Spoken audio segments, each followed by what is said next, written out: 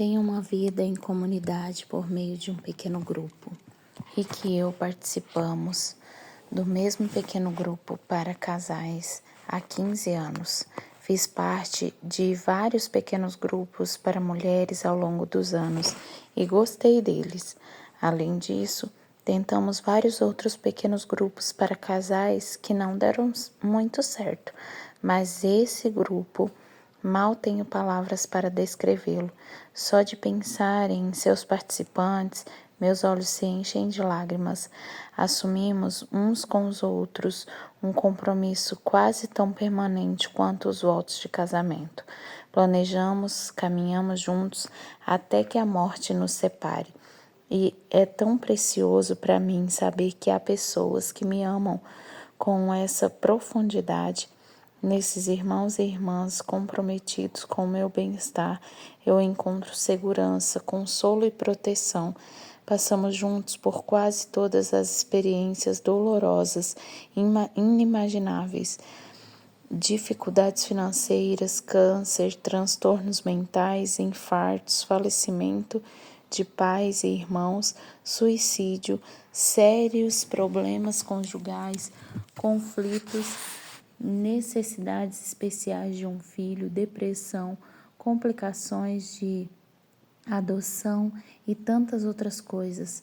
Meu pequeno grupo supre minhas necessidades de amizades chegadas, mas também creio que algumas de minhas questões fundamentais nunca teriam sido resolvidas sem esse grupo. O pobre do Rick tem me ajudado a trabalhar essas questões há mais de 40 anos. No entanto, ele já fez tudo o que pôde.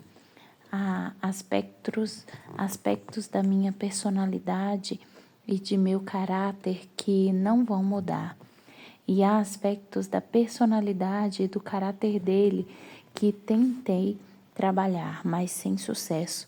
Já gastei todo o meu vocabulário com ele e ele gastou todo o seu vocabulário comigo, mas no currículo caloroso e acolhedor do pequeno grupo, meus participantes têm permissão de dizer para mim coisas que não consigo ouvir do meu marido e podem dizer para ele coisas que não consegue ouvir de mim.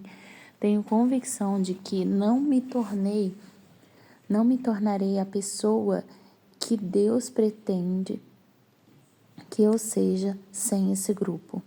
Larry chama esse tipo de amizade de lugar mais seguro da terra. Ele diz: alguém já testemunhou as contorções que por vezes afligem minha alma? Em quem confio o suficiente para ser meu confessor? Para ver o sangue derramado durante minhas batalhas espirituais, minhas ocasionais retiradas covardes, os medos que de tempos em tempos me paralisam?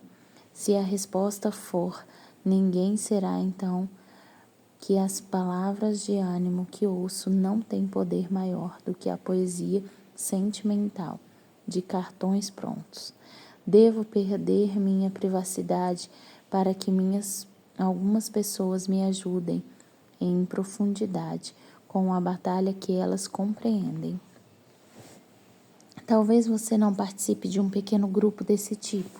Talvez não participe de grupo nenhum no momento, mas, se possível, peço que considere seriamente participar.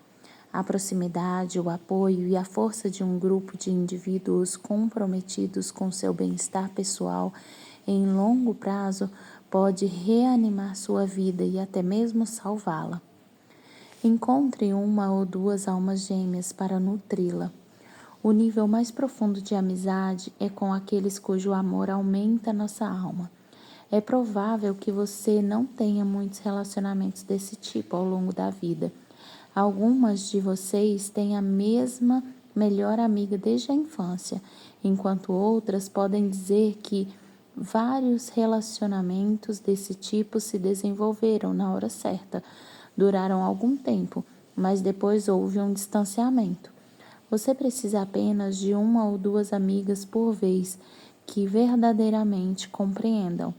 Uma amiga pode lhe dar Pode lhe falar com total liberdade, pois você sabe no fundo do seu ser que ela quer o seu bem. Ela lhe dirá a verdade a seu respeito. Essa amiga rara diga aquilo que ninguém mais está disposto a dizer. Ela é capaz de corrigi-la com amor, embora por vezes seu tom seja incisivo, e colocá-la na linha ao mesmo tempo que continua a apoiá-la. Acredita em você e no chamado de Deus para a sua vida. Fortalece seus dons e ora fervorosamente por seu crescimento espiritual e por sua maturidade. Todas nós precisamos de algumas amigas cujo amor alimente nossa alma. Em 1 Samuel, Davi estava numa situação difícil. O rei Saul estava perseguindo e tentando matá-lo. Davi era um fugitivo e não sabia como sobreviveria até o dia seguinte. Jonatas, filho de Saul e amigo mais querido de Davi, arriscou a vida ao procurá-lo. Não teve medo de se identificar com Davi e de se colocar ao lado dele no momento de grande necessidade. Arriscou sua reputação, seu lugar no reino e até mesmo sua sucessão ao trono. Saul poderia facilmente tê-lo deserdado por ser amigo mais chegado de Davi. De acordo com 1 Samuel 23:16, Jonatas, o filho de Saul, foi encontrar Davi e o animou a permanecer firme em Deus. E, comovendo que Jonatas, em vez de esperar até Davi voltar para casa, tenha saído ao encontro dele. Jonatas desejava oferecer ânimo e consolo espiritual ao seu amigo, não por meio de palavras dadas a um mensageiro, mas por meio de uma presença física. Sua proximidade naquele momento de necessidade e quando Jonatas o encontrou, derramou vida e força sobre ele. Essa é a amizade que nutre.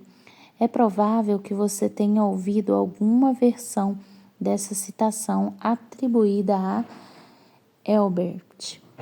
A fim de ter um amigo, você precisa primeiro ser um amigo. Sei que boas amizades são construídas de forma mútua, mas houve muitas ocasiões em minha vida em que eu não tinha forças para manter uma amizade. Depressão, enfermidade, exaustão ou tristeza profunda havia me esgotado. Algumas de minhas amigas que alimentam minha alma vieram me procurar quando eu não pude procurá-las, e quando me encontraram, derramaram força e vida sobre mim, incentivando-me a continuar confiando em Deus, não obstante as circunstâncias. O amor delas permitiu que eu prosseguisse com minha jornada. Como encontrar amigas desse tipo quando você é esposa de pastor? Na maioria das vezes, formamos amizades por acaso. É algo que simplesmente acontece quando nossas vidas se cruzam com frequência e descobrimos interesses em comuns. Algumas de minhas amizades mais preciosas se desenvolveram ao trabalhar lado a lado em um projeto de ministério ou participar do mesmo grupo de estudo bíblico para mulheres. Há ocasiões, porém, em que é apropriado procurar construir uma amizade chegada. Eis algumas sugestões para considerar. Procure mulheres espiritualmente maduras. Uma recém-convertida provavelmente terá dificuldade em lidar com o fato de que você tem fardos a carregar. Comece devagar, compartilhando uma ou outra informação mais pessoal para verificar se a amiga é digna de confiança. Não há nada pior que ver alguém espalhar para outros algo que você contou em segredo. Procure mulheres que não precisam de você, mulheres que desejam dividir com você um lugar sob os holofotes e aproveitar benefícios associados à sua função ou ao prestígio de ser sua amiga. Não permanecerão ao seu lado quando surgirem dificuldades. Quando nossa igreja era bem pequena, minha amiga mais chegada nunca procurava sentar-se ao meu lado, ou mesmo conversar comigo durante um evento. Contentava-se em acenar para mim de longe e sabia que mais tarde conversaríamos com calma por telefone. Ela certamente não precisava de minha atenção em público para validar nossa amizade. Quando você passa por uma crise pessoal, os únicos que permanecem ao seu lado são os seus amigos mais chegados, e embora seja doloroso perceber que algumas pessoas das quais esperava apoio em um momento de necessidade sumiram, você será acolhida por aqueles que ficaram. Apegue-se a eles. Lembre-se de que algumas amizades têm fases, as circunstâncias mudam e as pessoas também. Aprenda a ser grata pelas dádivas de amor e cuidado recebidas de uma amiga em determinada época, sem exigir que tudo continue igual. Saiba que no devido tempo Deus trará outras amigas. Mantenha o coração aberto. Mesmo que você siga essas diretrizes práticas para formar amizades saudáveis, precisa aceitar a realidade de que talvez, do nada, uma amiga magoe você profundamente. Talvez ela traia sua confiança, faça fofoca a seu respeito, fique contra você, trate-a de modo desrespeitoso e desacredite-a sorrateiramente e depois negue ao ser confrontada. Não posso garantir que algo assim não acontecerá, mas os benefícios de uma amizade chegada fazem valer a pena os riscos de ser magoada. Só mais uma coisa.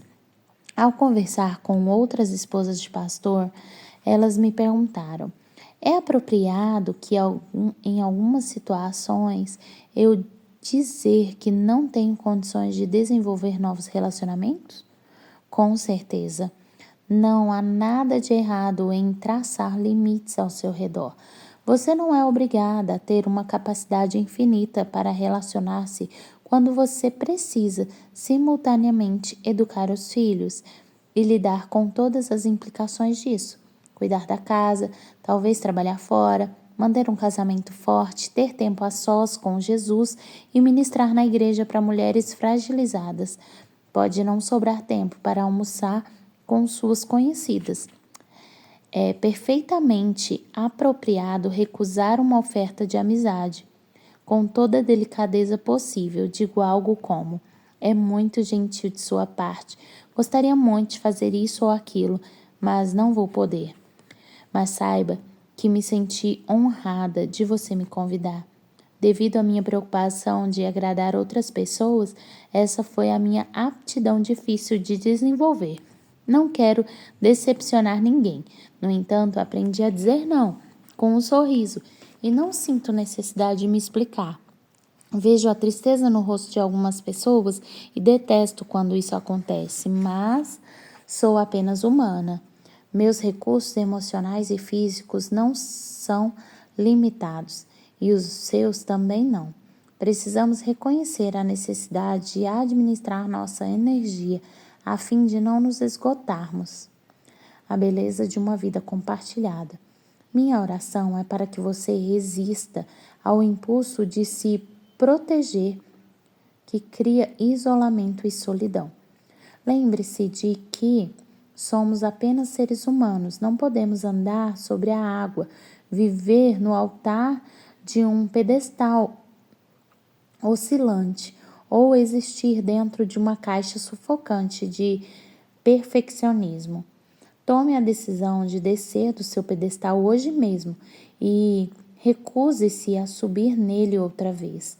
Tenha cuidado para não perpetuar entre os membros da igreja o seu eu ideal, mas sim seu eu verdadeiro. Aceite o modo como Deus a vê. Você é eternamente amada, aceita e coberta de graça. Ande na luz da graça divina, para que as partes escuras da sua alma recebam cura ao ser exposta a essa luz. Busque uma vida compartilhada com outros seres humanos, falhos, que também andem na luz, e permita-se conhecer e ser conhecida em profundidade. Assuma o propósito de ser o tipo de amiga que ajuda outros a encontrar forças em Deus. É uma lição de humanidade reconhecer sua fragilidade humana e não permitir que os membros da igreja criem expectativas elevadas que você não é capaz de preencher. É difícil continuar andando na luz quando cada célula do seu ser lhe diz para correr de volta para o abrigo das sombras. É arriscado revelar intencionalmente seu verdadeiro eu ao buscar relacionamentos gratificantes, mas, como aconteceu com Davi e Jonatas, é na amizade autêntica que nossa alma encontra forças em Deus. Fomos feitas para compartilhar a vida umas com as outras.